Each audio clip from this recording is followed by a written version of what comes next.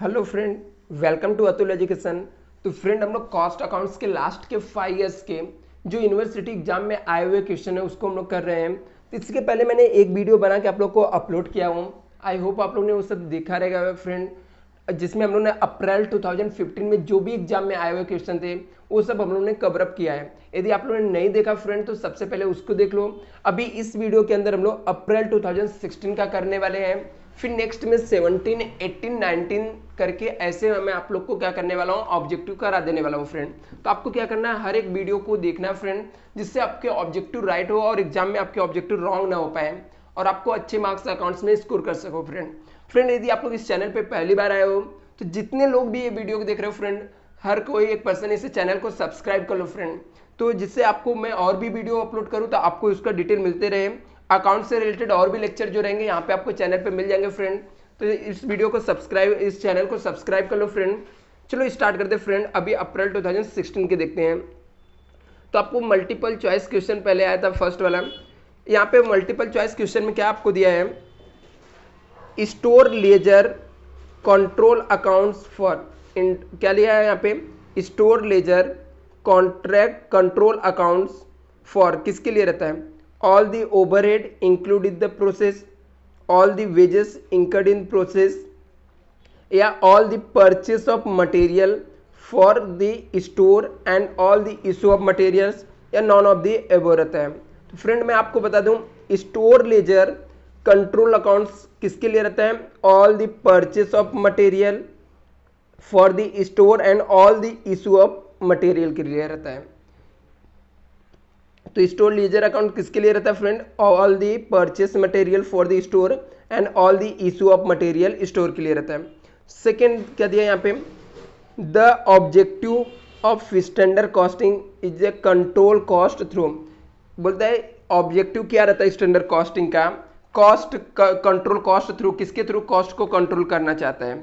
तो कॉस्ट को किसके थ्रू कंट्रोल करना चाहता है फ्रेंड, क्या एस्टिमेटेड कॉस्ट के थ्रू कंट्रोल करना चाहता है, या फिर स्टैंडर्ड कॉस्ट के थ्रू कंट्रोल करना चाहता है, या फिर वेरिएंसेस एनालिसिस के थ्रू, या नॉन ऑफ द अबव के अंदर। तो फ्रेंड आपको ऑलरेडी पता रहेगा कि जो हम लोग को स्टैंडर्ड कॉस्टिंग रहता है, कॉस्ट कंट्रोल करने के लिए हम लोग अलग अलग वेरिएंसेस यूज करते हैं। तो वेरिएंसेस एनालिसिस के थ्रू कॉस्ट कंट्रोल करना चाहता है स्टैंडर्ड कॉस्टिंग में। ये दो ऑब्जेक्टिव फ्रेंड आई होप आपको समझ गए रहेंगे। थर्ड देखो क्या दिया है, इन contract costing loss of material by fire is debited, क्या दिया है कॉन्ट्रैक्ट कॉस्टिंग के अंदर लॉस हो गया, ठीक है, हम लोग को कॉन्ट्रैक्ट कॉस्टिंग के अंदर फ्रेंड क्या हो गया, लॉस हो गया, मटेरियल बाय फायर, ठीक है, sorry material by fire debited to, contract costing में मटेरियल जल गया, लॉस हो गया, तो किसके अकाउंट्स के अंदर डेबिट करेंगे, कॉस्टिंग अकाउंट्स के प्रॉफिट एंड लॉस में, क्या फाइनेंशियल अकाउंट्स में प्रॉफिट एंड लॉस में, कॉन्ट्रैक्टी अकाउंट में, या कॉन्ट्रैक्ट अकाउंट में। सिंपल सी बात है फ्रेंड, कॉन्ट्रैक्ट अकाउंट्स का लॉस हो रहा है, लॉस बाय फायर, तो कहां पे रिकॉर्ड करेंगे, कॉन्ट्रैक्ट अकाउंट्स के डेबिट साइड में रिकॉर्ड करेंगे। At a break even point contribution is equal to, क्या होता है, ब्रेक इवन पॉइंट्स का फॉर्मूला क्या रहता है फ्रेंड, आपको याद है ब्रेक इवन पॉइंट्स का फॉर्मूला क्या रहता है, और उसमें बोला break even points is the contribution is equal to, क्या होता है, कंट्रीब्यूशन इक्वल टू क्या होता है, वेरिएबल कॉस्ट होता है, एडमिनिस्ट्रेटिव कॉस्ट होता है, सेल्स रेवेन्यू होता है, या फिक्स कॉस्ट होता है। तो आपको पता है फ्रेंड कि कंट्रीब्यूशन इक्वल टू क्या होता है, हम लोग का कंट्रीब्यूशन कैसे फॉर्मूला है, हम लोग को ब्रेक इवन पॉइंट्स का फॉर्मूला क्या, break even point equal to क्या होता है, fix cost divide by PV ratio. तो इसके बेस में यदि हम लोग इंटरचेंज करके निकालते हैं या कंट्रीब्यूशन पर यूनिट रहता है तो क्या करेंगे, यहाँ पे फिक्स कॉस्ट आ जाएगा, इसका राइट आंसर क्या आ जाएगा फ्रेंड, तो फिक्स कॉस्ट आ जाएगा। फोर्थ का राइट आंसर क्या आ जाएगा फ्रेंड, फिक्स कॉस्ट आ जाएगा। आगे देखते हैं हम लोग यहाँ पे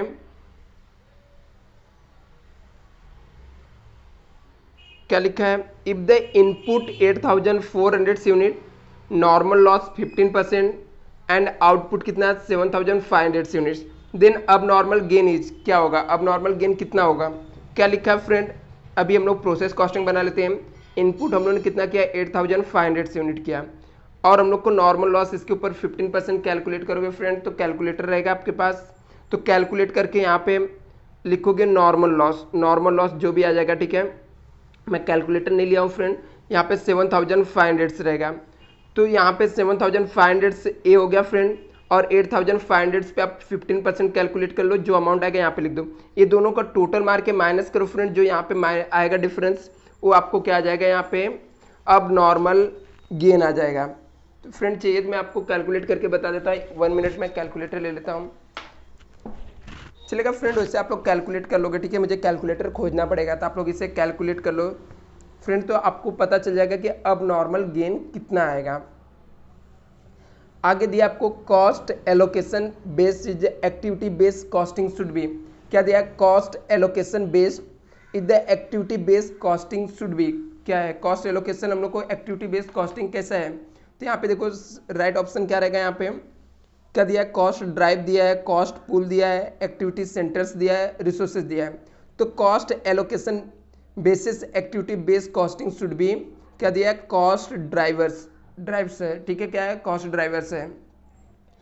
आगे नेक्स्ट हम लोग चलते हैं,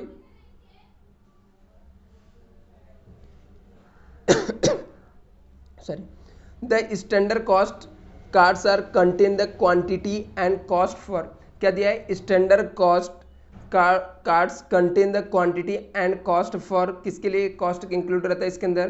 तो आपको ऑप्शन क्या क्या दिए हैं, अनसर्टिफाइड वर्क है, एक मिनट फ्रेंड, मैंने the standard cost cards contain the quantity and cost for किसके लिए रहता है, direct material only, direct material and direct labour only, या डायरेक्ट लेबर ओनली, या डायरेक्ट मटेरियल डायरेक्ट लेबर और ओवरहेड। तो आपको भी पता है फ्रेंड क्या है, स्टैंडर्ड कॉस्ट के अंदर क्या रहता है, मटेरियल लेबर ओवरहेड सबके वेरिएंसेस हम लोग कैलकुलेट करते हैं। तो इसके अंदर कौन सा ऑप्शन आ जाएगा, राइट, डी वाला आ जाएगा फ्रेंड।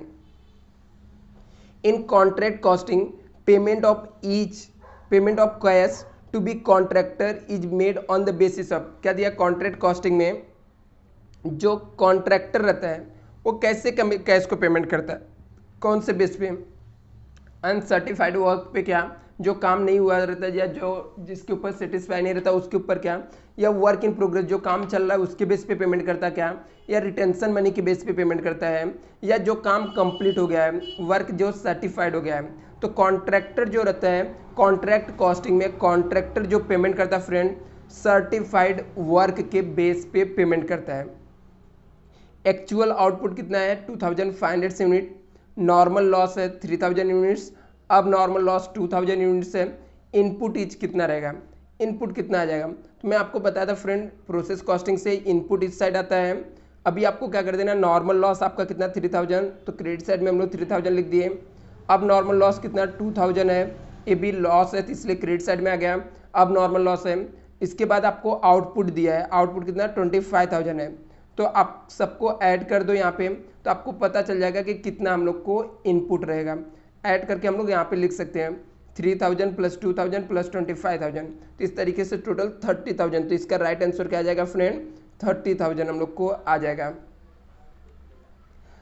देखो लिखा है WIP लेजर बैलेंस शो, क्या दिया है, WIP का लेजर बैलेंस शो करता है, कहाँ पे शो करेगा फ्रेंड, इसका WIP के लेजर बैलेंस कहाँ पे शो करेंगे, कॉस्ट ऑफ फिनिश वर्क में, कॉस्ट ऑफ अनफिनिश वर्क में, या कॉस्ट ऑफ मटेरियल में, या नॉन ऑफ दी एबो। तो cost of WIP ledger balance show करता है, कहाँ पे शो करता है friend, cost of unfinished work के अंदर शो करता है। अभी हम लोग ट्रू फॉल्स पे आ जाते हैं फ्रेंड, यहाँ पे देखते हैं क्या दिया गया है। Marginal costing is method of costing, marginal costing क्या एक मेथड है कॉस्टिंग का, तो ये स्टेटमेंट क्या है फ्रेंड, ट्रू है, हाँ मेथड है। यहाँ पे देखो क्या लिखा है, अब normal loss is a process is the valued at the scrap value, क्या दिया, अब नॉर्मल लॉस एक प्रोसेस है जहाँ पे क्या दिया है, valued at the scrap value, इसकी वैल्यू किसके ऊपर रहती है, स्क्रैप वैल्यू के ऊपर रहती है। हाँ, चाहे अब नॉर्मल लॉस होता है फ्रेंड, चाहे नॉर्मल लॉस होता है, सबकी स्क्रैप वैल्यू होती है फ्रेंड। तो ये स्टेटमेंट क्या हो जाएगा, ट्रू हो जाएगा। Unit produce at the process are not homogeneous, क्या दिया, यूनिट जो प्रोड्यूस हो रहा है हर एक प्रोसेस में वो होमोजीनियस नहीं होता, सेम नहीं होता है। हाँ ट्रू है ना फ्रेंड, हर एक यूनिट जितना यूनिट हम लोग प्रोड्यूस कर रहे हैं हर एक प्रोसेस में सेम आता है क्या, नहीं, ऐसा कोई कंपलसरी नहीं है, नॉट होमोजीनियस बोला। नहीं, ऐसा कोई जरूरी नहीं कि सेम है, तो ए बी स्टेटमेंट क्या हो गया, ट्रू हो गया। आगे फोर्थ देखते हैं फ्रेंड, यहाँ पे क्या लिखा है, the terms cost driver use under the traditional costing system. हाँ, ट्रेडिशनल बेस्ड कॉस्टिंग सिस्टम के अंदर हम लोग कॉस्ट ड्राइवर्स वर्ड यूज करते हैं फ्रेंड। आपको याद रखना है, the terms of cost driver are use under the traditional cost system. A B statement क्या है, ट्रू है। अभी तक जितना बताया फ्रेंड सब क्या थे, ट्रू है, तो आपको पढ़ के रखना है फ्रेंड। आगे, the degree of completion of work determined by कंपेरिजिंग the work certified, और क्या दिया friend, with the cash receive. देखो क्या लिखा है friend, the degree of completion work determined by comparing the work certified with the cash receive. ये भी statement क्या है, ट्रू है। इसी बेस पे तो हम लोग को फ्रेंड रिसीव होता है। Degree of completion work determine किससे होता है, कंपेयर करते हैं हम लोग work certified with the cash कितना रिसीव हुआ है, इसके बेस पे। तो ये भी स्टेटमेंट क्या हो गया, ट्रू हो गया। नेक्स्ट चलते फ्रेंड, देखो क्या दिया यहाँ पे, selling and distribution overhead recover are the debited a cost of sale of accounts. क्या दिखा है फ्रेंड यहाँ पे, selling and distribution overhead recovered are debited to cost of sales account. Cost of sales accounts में क्यों debit करेंगे friend, recovered हो रहा है, तो ये स्टेटमेंट क्या हो जाएगा, फॉल्स हो जाएगा। ये स्टेटमेंट क्या हो गया, फॉल्स हो गया फ्रेंड।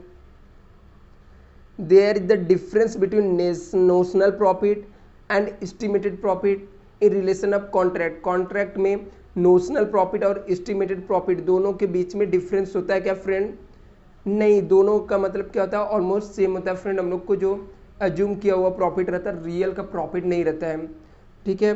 तो ये क्या है, फॉल्स है। ये स्टेटमेंट क्या है, फॉल्स है, दोनों के बीच में डिफरेंस नहीं होता है। The casual relation in the consider under the activity based costing system.